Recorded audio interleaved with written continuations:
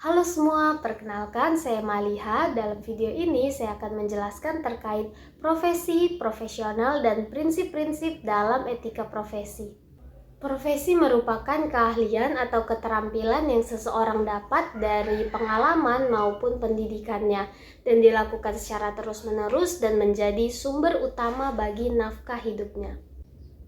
Sementara seorang profesional adalah seseorang yang mempraktikkan suatu keahlian atau keterampilan dalam hidupnya dan terlibat dalam suatu kegiatan tertentu yang membutuhkan keahlian serta keterampilan tingkat tinggi, entah itu untuk bekerja maupun untuk mengisi waktu luang.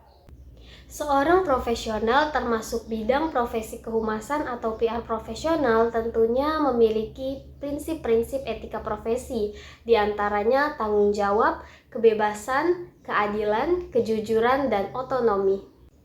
Contoh kasus yang ingin saya ambil adalah AKP Andri Gustami yang dijatuhi hukuman mati atas keterlibatannya dalam jaringan narkoba Freddy Pratama. Andri Gustami diduga berperan besar dalam meloloskan peredaran narkoba dari jaringan internasional 10,2 ton sabu dari Freddy Pratama.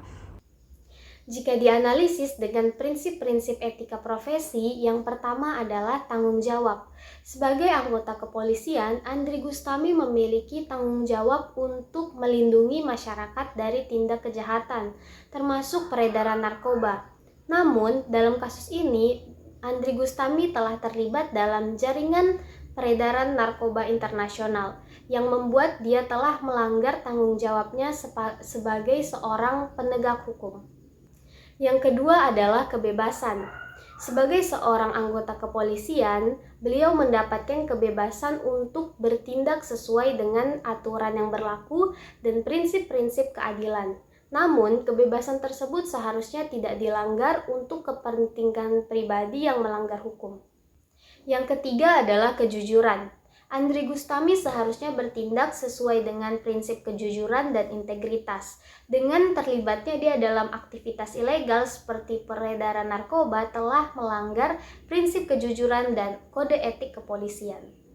Yang keempat adalah keadilan.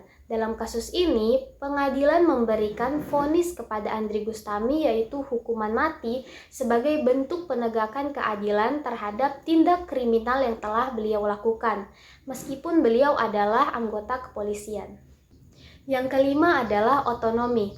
Dengan keterlibatannya dalam kasus penyeludupan narkoba ini menunjukkan ketidakpatuhan Andri Gustami terhadap otonomi yang bertanggung jawab.